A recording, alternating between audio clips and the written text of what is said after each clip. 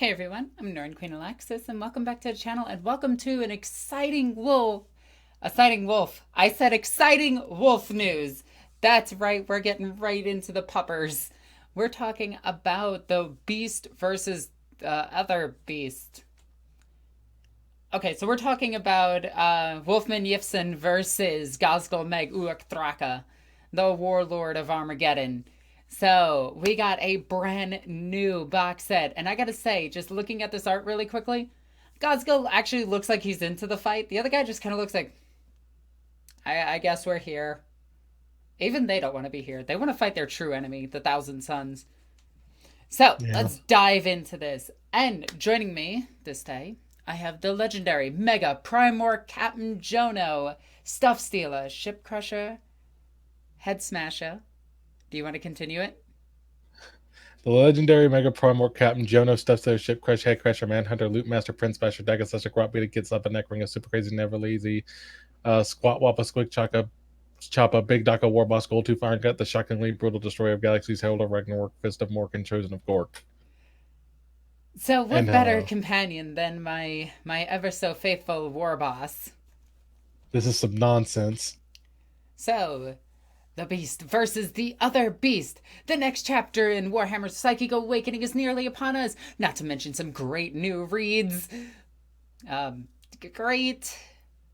Devastation of Ball was kind of I liked it. We did the lore series on it. It was interesting, but the lack of demons in it really miffed me a little bit, especially right after the Devastation of Ball. It was really weird. Tyranids going balls deep, but they didn't accomplish anything. They just got sprayed on, and it's a shame. It's a shame. The Cicatrix Maledictum, Gork's Grin, let's correct that. This is Orks we're talking about. Gork's Grin has torn through the galaxy, emboldening all... I just love that the Orks turned the stars green, by the way. The Greenskin Menace across the galaxy this coming week. Pre-orders will go live for Saga of the Beach, which features both Ragnar Blackmane, yeah, no one cares, and Godsgo Traka, who I care about. I want Godsgo. I really, really, really, really, really, really want Godsgo. You know what's cool about this? John, you will be here when this comes out. Yeah, can I just bring something up about the artwork? That he looks bored as hell? No, look at the positioning. Godsgo fires his gun. What happened? Yeah, he explodes into pieces. So, let's take a look at this video.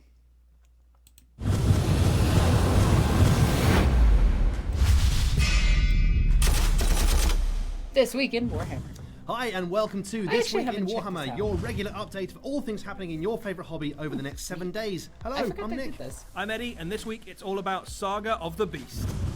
That's right, it's the next update for the Psychic Oh my god, that looks so silly. He Eddie, looks silly. We've got the brand new book, Saga of the Beast, and this box sees the return of two classic Warhammer 40,000 heroes, Ragnar Blackmane and Ghazghkull Mag Uruk Thraka in the fight of the Millennium. So one classic hero, because the other one no one knows about. Psychic Awakening series for Warhammer 40,000. Eddie, what's going on? So in that box set, of course, you have those two new characters. Alongside them, you have a force of Primaris Vanguard Space Marines with Ragnar, and a force of Orc Knobs to Bully boys.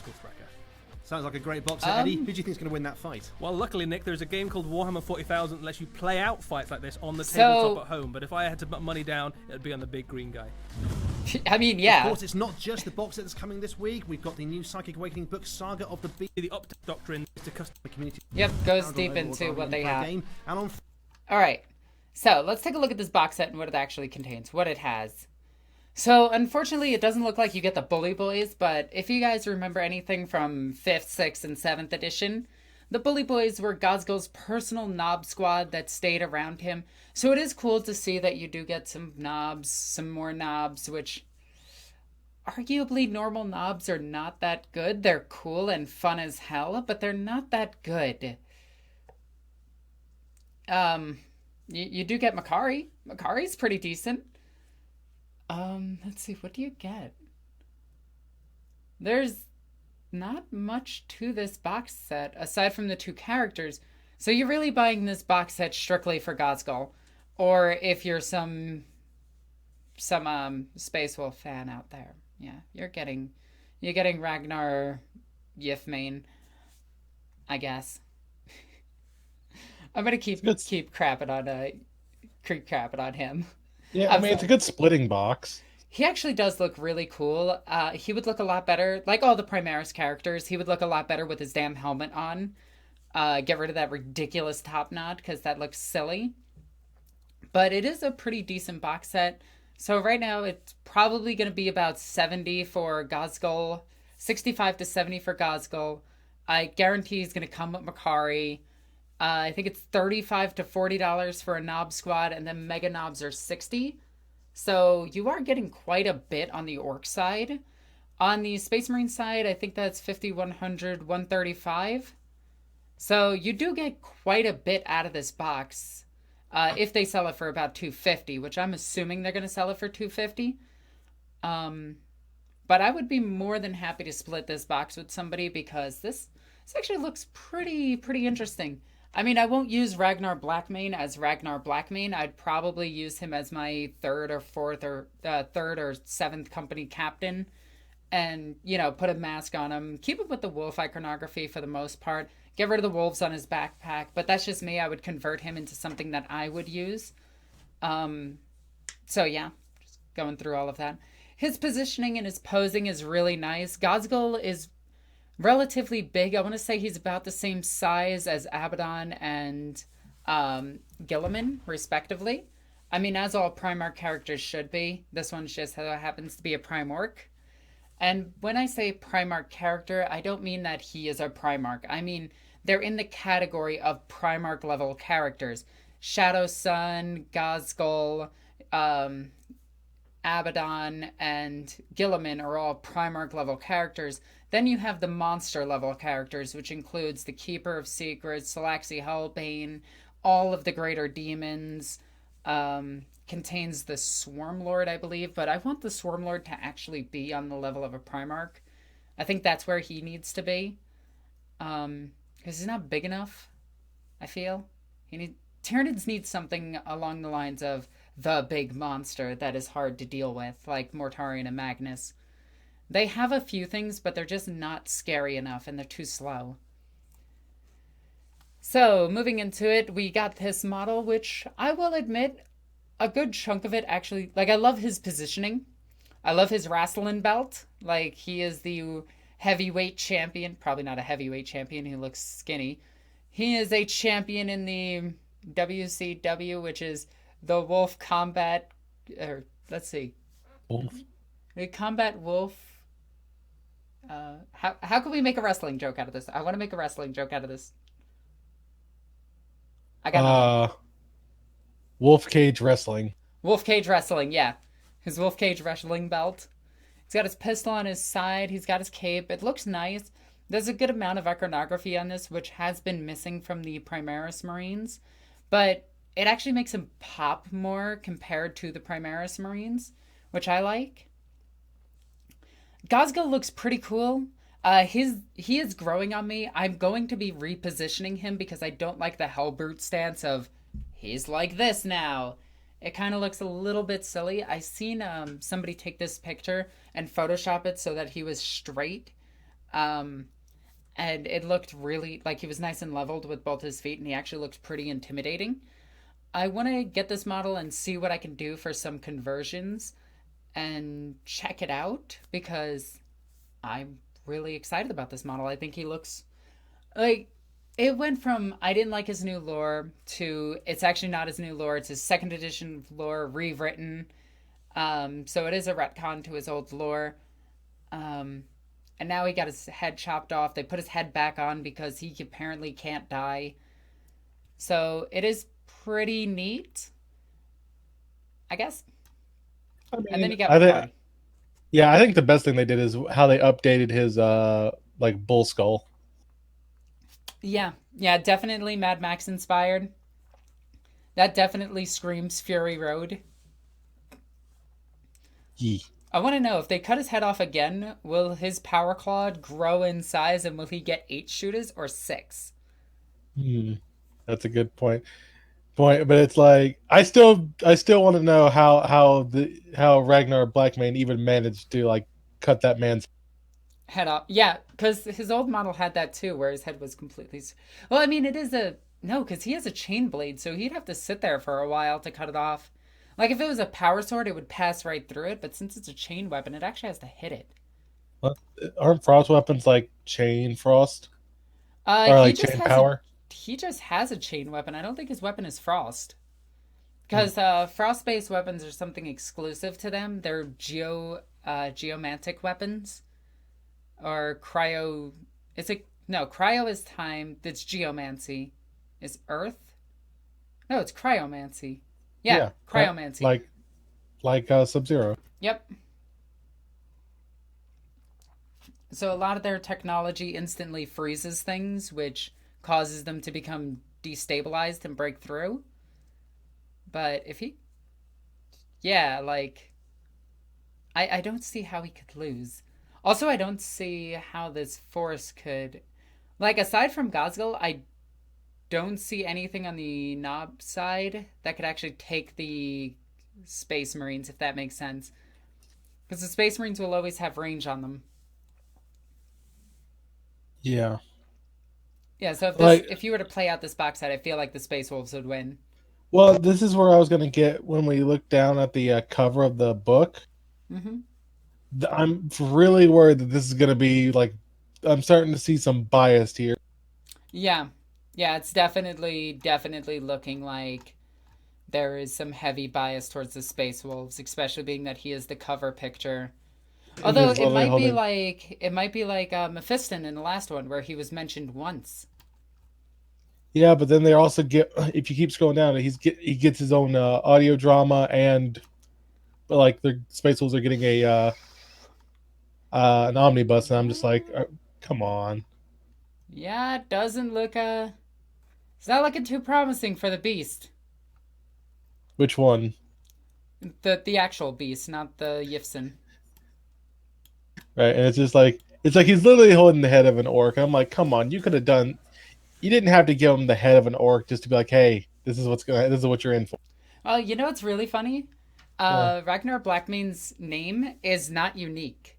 In fact, my future husband, my fiance, has a cousin named Ragnar. Like, that's a common name in Iceland. So there's probably somebody walking around in Iceland named Ragnar Blackmane. Like, there is a strong possibility of that, all I'm saying. Yeah. I've never been too big a fan of these Space Wolves audio dramas. They all seem like really... I don't want to say cartoony, but that's what I'm getting out of it. That's how they feel. Does that make sense? Yeah, like... I honestly was hoping for... If they're going to do that, they should have come out with another thing for Godsgo in the theme of Prophets of the Wall, which is also cartoony, but in a good way. Well, like, here's the thing that I wish they did with this. So both of these guys have unique units that could have been featured in here that weren't. We could have had Godsgo's Bully Boys, which very well could be in the book. We don't know yet. But it could have been a brand new unit of Scar Boys called Godsgo's Bully Boys. And you give them the profiles of knobs and everything. Give them a higher movement characteristic, the ability to take whichever armor they want. That's way you have to buy either Knob Squad. And then you could have gone with the Death Seekers or the Death Striders. Or, let's check what their name is. I know their name. Let's do this. Because there's a very, very unique army in the Horus Heresy that's really good. A very unique unit that they could have done. The Deathsworn Pack. Like, it would have been cool to have these guys and Godsgo's Bully Boys fighting it out. That way this box is way more unique. Because this box only introduces 3 new things. And I'm not going to count Makari. So it's 2 new things. Where, for instance, the last box set in the Psychic Awakening, it introduced 4 new units or 4 new models, 4 new kits, which was the Incubi, Drazar, the Howling Banshee chick, and the Howling Banshees. Yeah. This one's only introducing 2, but one's really big, so kind of balances out. Yeah. Like I said, I don't know how to feel about this release. I think it's cool and definitely necessary for both armies.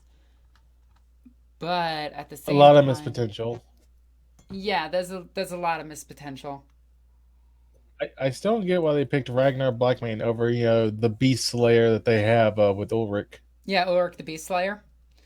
This book is essential for collecting both Space Wolves and Orks. You'll find new stratagems, updated, expanded data sheets, relic psychic powers, and even new rules, giving your Ork vehicles custom jobs and creating specialist mobs. All right, that I like. You might be able to make Godsgo's bully boys. There's also grot mobs. Yeah. Let's have a lot more to say throughout the week, so get back to the full scoop, yada, yada, yada.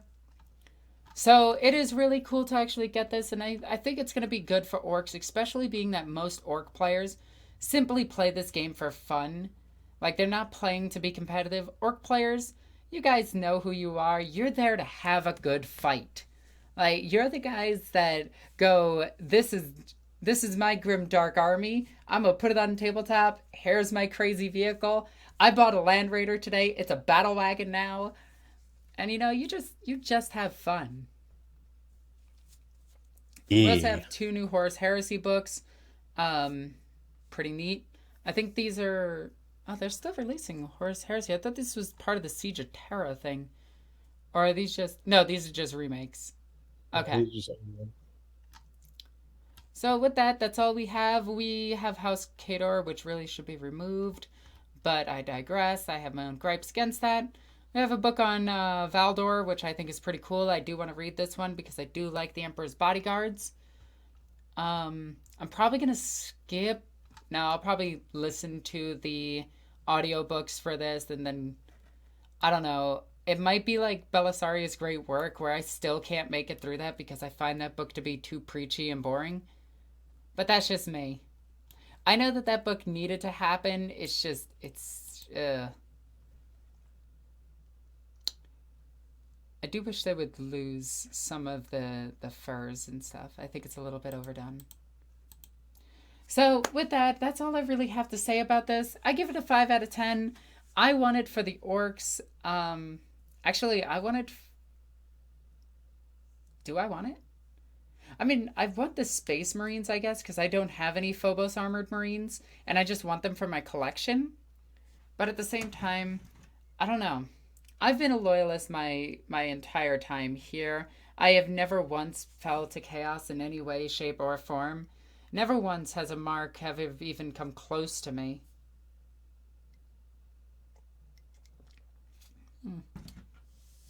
So, I guess I have to stick with the loyalist boys on this one. What? So, tell me your thoughts. Tell me what you think about all of this. I kind of want to know what's going on, what's going through your head. Will you buy this set? As always, follow all the links in the description down below. Also, subscribe to this channel because you can keep up on news, as well as some battle reports, and as well as we got a ton of battle reports coming in the very near future. But I can't wait for things. Let's see how this all plays out. And if you want to know the Psychic Awakening lore, be sure to check out the lore series on this channel. We go over all of it. As always, I'm NornQueenAlexis. I love you guys. Bye.